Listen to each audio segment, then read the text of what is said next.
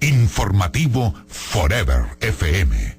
Solo la verdad y nada más que la verdad. Estamos en Radio Forever 92.5, hoy día martes 1 de marzo del 2011. Hemos hecho contacto telefónico con la doctora Lourdes Tibán, entre otros aspectos, para conversar sobre la coordinación de la ley de los indígenas, la jurisdicción ordinaria y la jurisdicción indígena.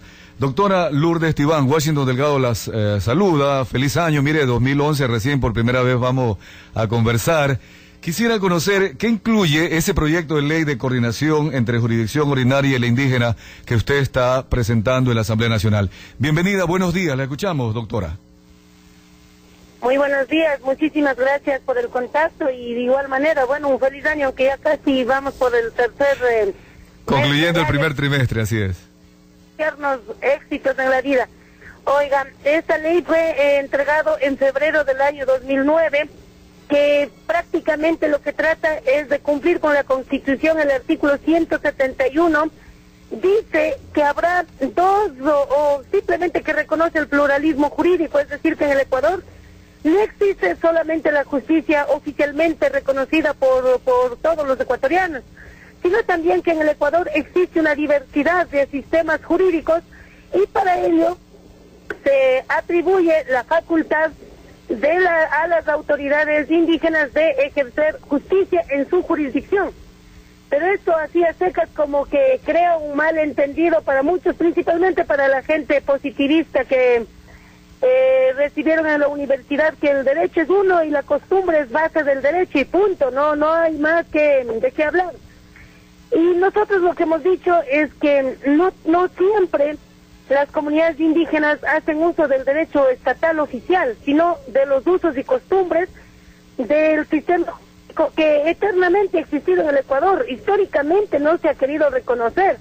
Hoy la Constitución, no en esta, sino desde 1998, la Constitución reconoce ese pluralismo jurídico y dice que se pone en vigencia. Tanto la Constitución del 98 como la del 2008 dice que tiene que haber una ley para que todos estemos claros y veamos hasta qué punto llegan los límites del sistema jurídico oficial y del sistema jurídico indígena.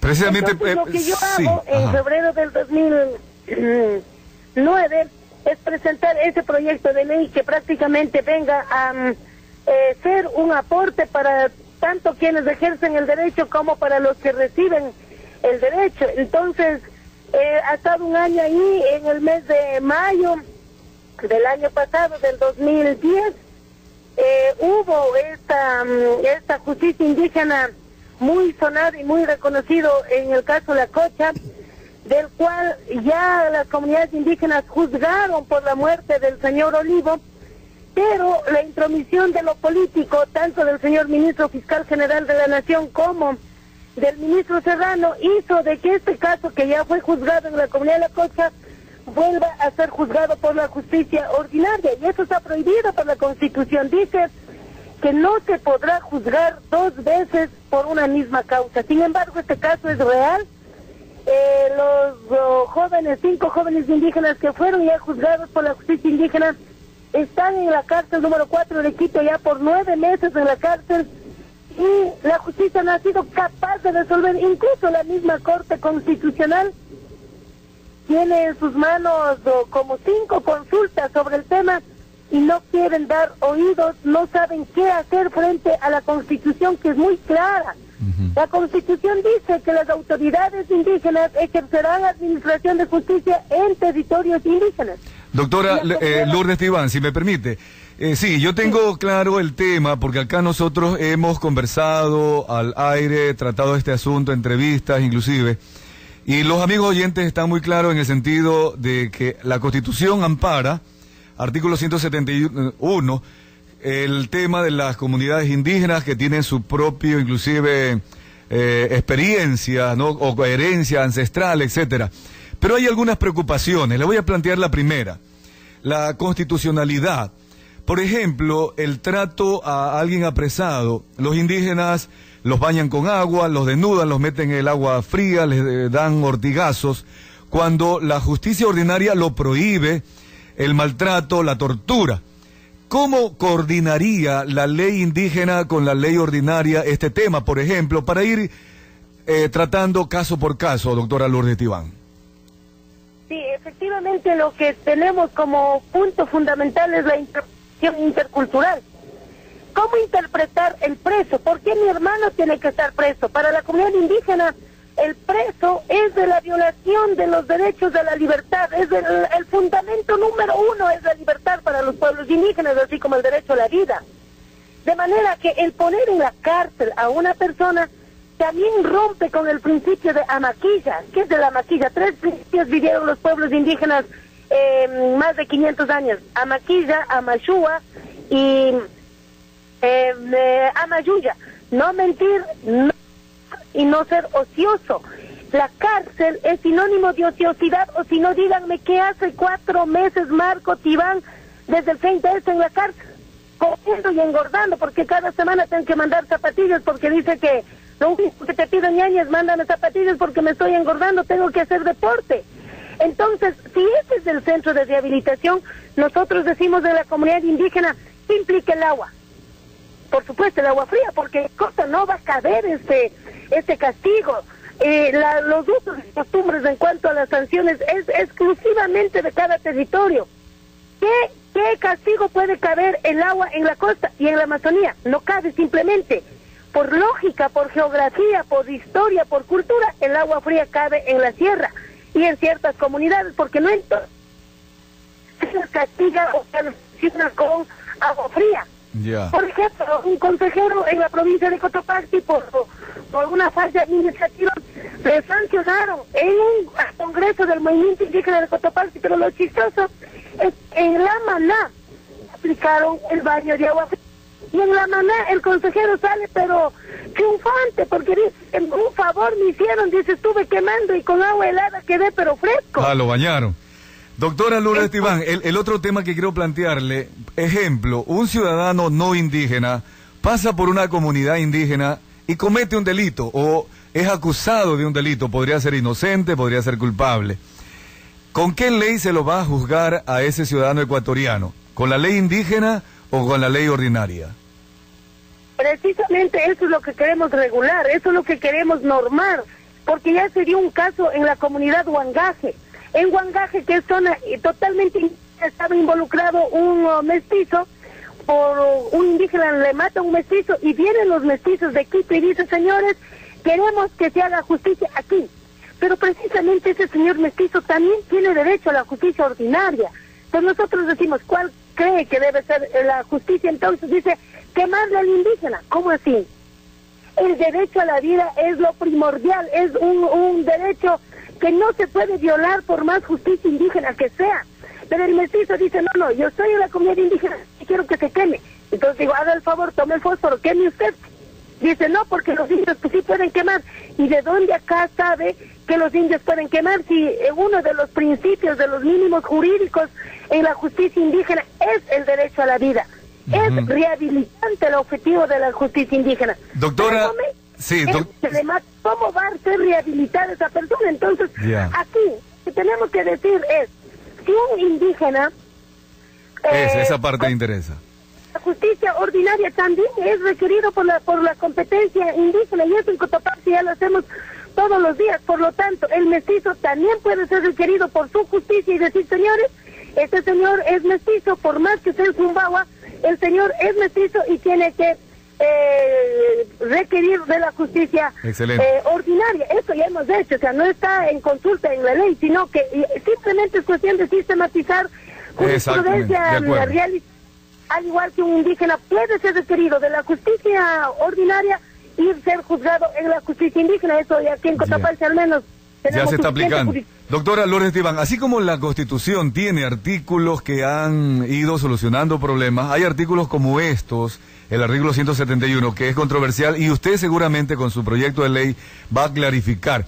Pero díganos en pocas palabras, antes de pasar a otro tema, muy importante también el asunto de la consulta, que quisiera a usted plantearle alguna interrogante. ¿Cómo va a ser, cuál es el factor ideal de su proyecto de ley para que realmente se respete la Constitución, el derecho de ustedes a tener una ley, pero respetando dentro de este ordenamiento nacional ecuatoriano la Constitución nacional en sí y los derechos de los no indígenas? Por supuesto, el artículo 1 de la Constitución comienza reconociendo al Estado plurinacional e intercultural. Lo que tenemos que hacer es cómo entender esa plurinacionalidad. Así es. Si existe una pluralidad de culturas, por supuesto viene una pluralidad de lenguas, y el Ecuador tiene una educación bilingüe, ¿no es así? Si reconocemos la pluralidad cultural, también reconocemos una pluralidad jurídica. Por lo tanto, respetémonos la pluralidad jurídica, pero dentro de ese Estado unitario que dice el mismo artículo. Si el mismo artículo tiene miedo de que los pueblos indígenas salgan fuera del Estado ecuatoriano, dice el Estado es plurinacional, pero también es unitario, es uno. Pero dentro de ese Estado hay que reconocer así, pues fácil. Por ejemplo, aquí en la Mama Negra se pone el poncho y el sombrero, pero no es cuestión de burlarse de la tradición indígena y poner por un día el poncho y el sombrero. Pongamos el poncho y el sombrero, aunque sea por fiesta, pero también reconozcamos en ese simbolismo que detrás de eso hay lenguas distintas, hay culturas distintas y hay sistemas jurídicos distintos. Solo es cuestión de conjugar, porque si no, ¿cómo es que nos disfrazamos? Porque si no, ¿cómo es que bailamos de música indígena, pero para reconocer el sistema jurídico indígena decimos, no, estos son salvajes?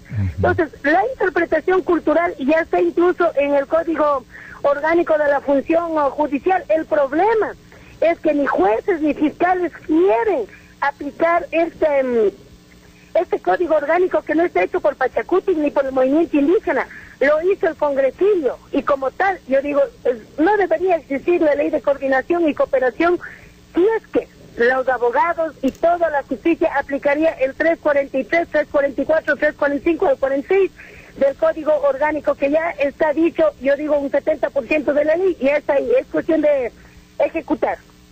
Bien, pasemos al tema de la consulta, asimismo agradeciéndole, doctora Lourdes Esteibán. De las 10 preguntas, 5 de referéndum, 5 de consulta, ¿por cuál usted votaría sí, por cuál votaría no?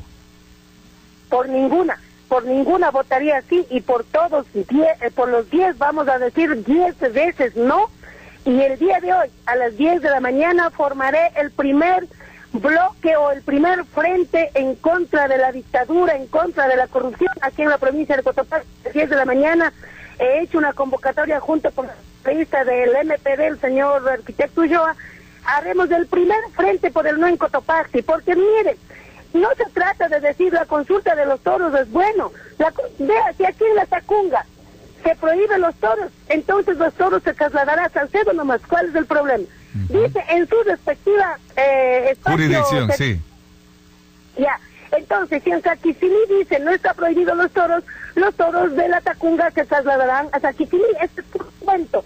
El tema, acabo de leer una declaración de Alexis Mera en el diario El Hoy con 21 de febrero, por supuesto indignación total por lo que dice que las lágrimas de la hija de Carrión fue un teatro, o sea, un señor que se cree primera dama, pero que no tiene la posibilidad de ser papá o mamá. Chuta, terrible pues que diga que una hija puede hacer pantalla con sus lágrimas. Yo soy política, yo soy madre, yo soy esposa, y no por eso yo no puedo llorar en público. Yo cada que veo a mi hermano que viene amarrado a las manos como cualquier criminal, yo lloro públicamente, a mí no me da vergüenza. ¿Por qué? Porque soy política, pero sobre todas las cosas soy ser humano.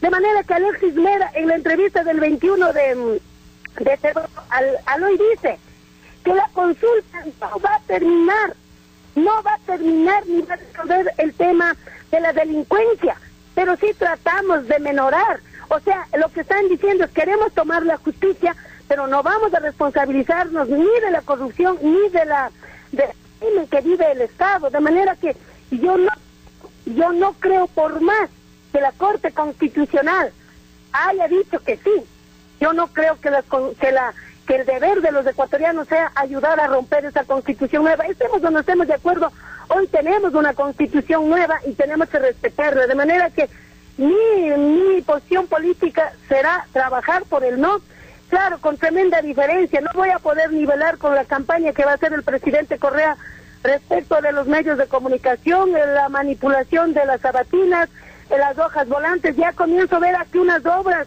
que están a medio hacer en Cotopaxi y que comienza a aparecer sí con una letra grande y que dice sí a la obra vial. Pero no podemos los ciudadanos confundir una obra y nadie además va a decir con la consulta que el presidente vaya a la casa. Simplemente esta vez no vamos a apoyar a la consulta del presidente de la República y votaremos no, pero vamos a ver tremenda infraestructura de campaña que hará el gobierno y lastimosamente nosotros vamos a competir en desigualdad. Doctora Lourdes Tibán, para concluir, ¿el voto indígena en la consulta será un voto duro por el no? Lo vamos a hacer, es más, lo vamos a intentar porque el gobierno lo va a comprar con el bono. Lo que los ciudadanos ecuatorianos tienen que saber que este es un gran pretexto, para después de los 2 meses de la consulta tomarse las cortes, va a haber levantamientos indígenas, lo mandará a la cárcel a todos. Piensan que va a hacer el presidente, va a subir el gas después de la consulta. Una vez que tenga las cortes, nadie podremos hacer un levantamiento, demostrarse. Ya ayer escuchamos que incluso ya no podemos en agua caliente, los que alguna posibilidad tienen de calentar el agua, ya no van a poder. Entonces, este paso es para subir el gas. Le presidente de la República subir el gas antes del 7 de marzo. Solamente ahí veré qué tan seguro está en su poder el presidente de la República. Muchas gracias, doctora Lourdes Tibán. Estaremos en contacto ya cuando ingresemos a la campaña por el referéndum, la consulta popular. Muchas gracias, doctora. A ustedes, muchísimas gracias.